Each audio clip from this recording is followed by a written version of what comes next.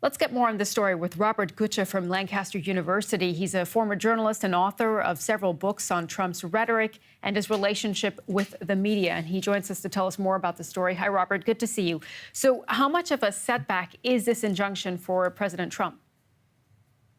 Well, Donald Trump has told us repeatedly that he doesn't deal in setbacks, that he can't lose. So I think what we're going to see in this case is a decision about whether to continue to fight this in the courts, which probably will happen, but also Donald Trump's going to start to find other ways to deal with what he considers to be an immigration crisis, and that may mean continuing to ramp up the militarization of local ICE agents, people who deal with immigration enforcement, or other forms of sanctions against people who enter the country illegally.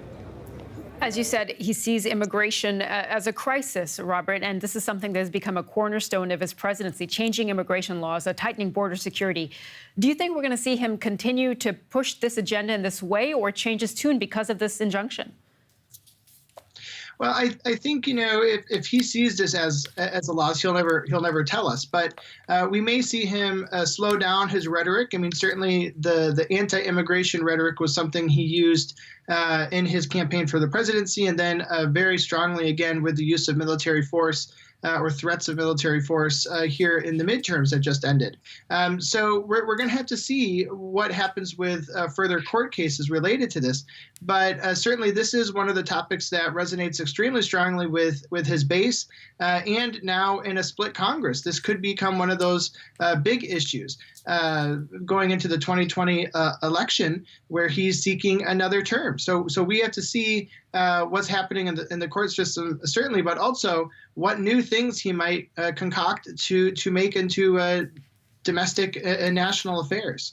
Robert, let's talk about the court system. We have seen courts block President Trump's immigration policies in the past, for example, on sanctuary cities or on the ban on Muslims from some countries entering the U.S. Do you think we can expect to see more of that in the future?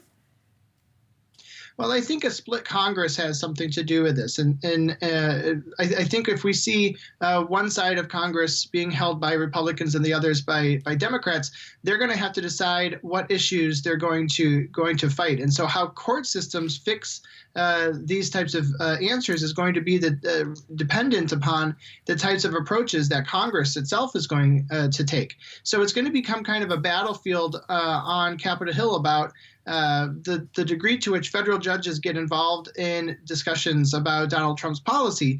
Donald Trump continues to stack federal judges in his favor, as he's done for the Supreme Court.